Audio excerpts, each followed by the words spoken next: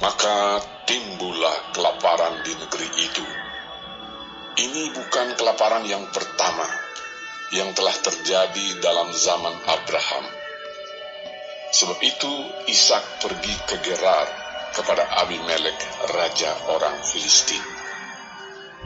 Lalu Tuhan menampakkan diri kepadanya serta berfirman, "Janganlah pergi ke Mesir, diamlah di negeri yang akan kukatakan kepadamu. Tinggallah di negeri ini sebagai orang asing, maka aku akan menyertai engkau dan memberkati engkau.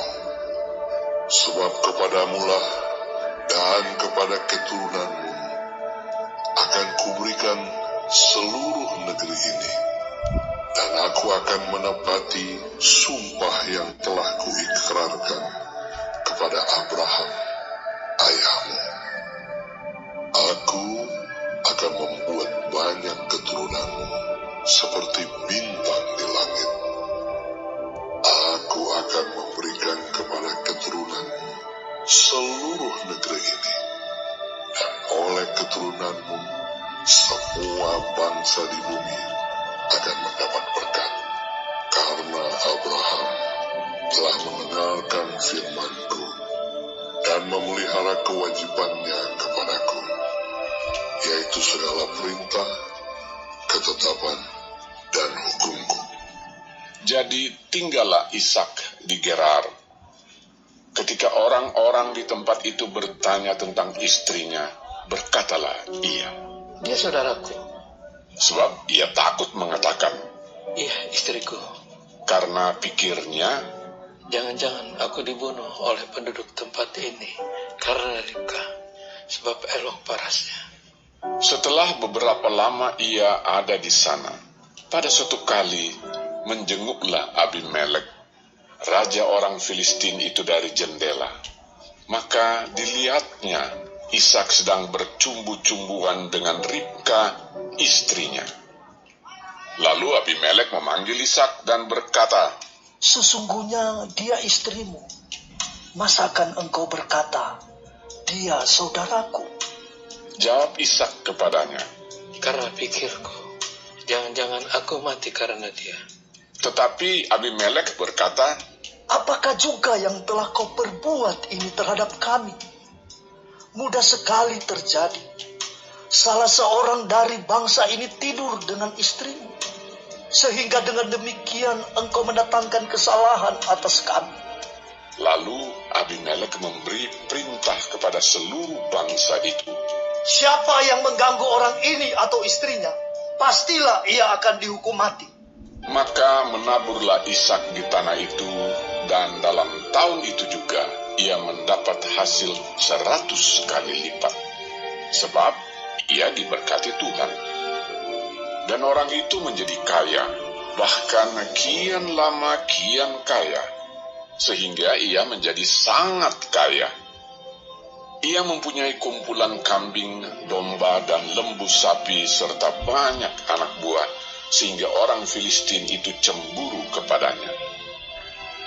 Segala sumur yang digali dalam zaman Abraham, ayahnya, oleh hamba-hamba ayahnya itu, telah ditutup oleh orang Filistin dan ditimbun dengan tanah. Lalu kata Abimelek kepada Ishak, "Pergilah dari tengah-tengah kami, sebab engkau telah menjadi jauh lebih berkuasa daripada kami." Jadi pergilah Ishak dari situ, dan berkemahlah ia di lembah Gerar, dan ia menetap di situ. Kemudian Ishak menggali kembali sumur-sumur yang digali dalam zaman Abraham, ayahnya, dan yang telah ditutup oleh orang Filistin sesudah Abraham mati. Disebutkannya lah nama sumur-sumur itu menurut nama-nama yang telah diberikan oleh ayahnya. Ketika hamba-hamba Ishak menggali di lembah itu, mereka mendapati di situ mata air yang berbual-bual airnya. Lalu bertengkarlah para gembala Gerar dengan para gembala Ishak. Kata mereka, "Air ini kepunyaan kami. Dan Ishak menamai sumur itu Esek, karena mereka bertengkar dengan dia di sana. Kemudian mereka menggali sumur lain, dan mereka bertengkar juga tentang itu. Maka Ishak menamai sumur itu Sitnah. Ia pindah dari situ dan menggali sumur yang lain lagi. Tetapi tentang sumur ini, mereka tidak bertengkar. Sumur ini dinamainya Rehobot, dan ia berkata, Sekarang Tuhan telah memberikan kelonggaran kepada kita, sehingga kita dapat beranak cucu di negeri ini. Dari situ ia pergi ke Beersheba.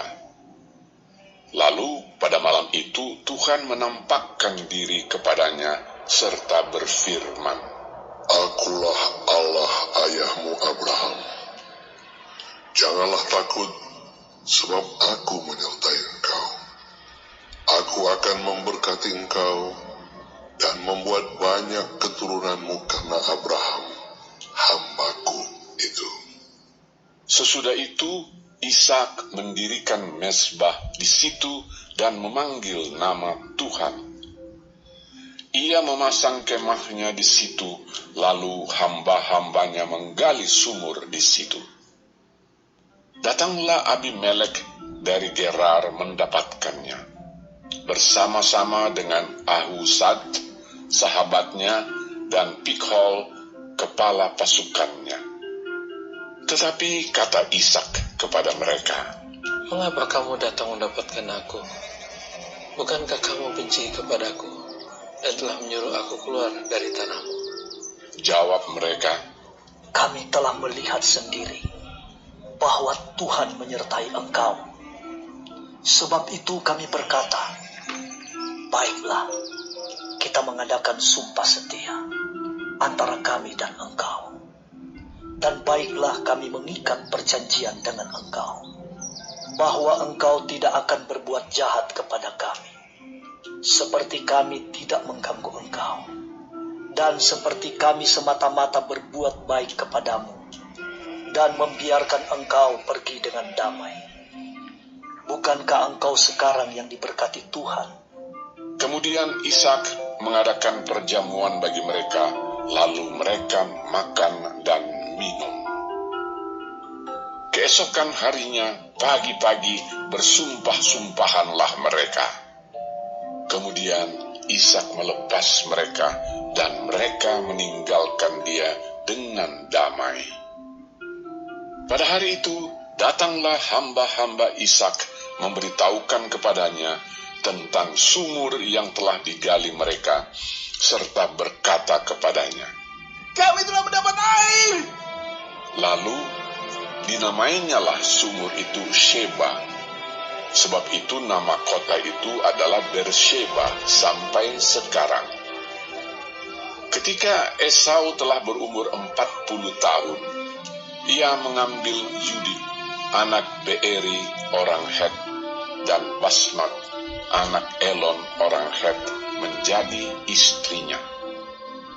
Kedua perempuan itu menimbulkan kepedihan hati bagi Ishak dan bagi Ribka.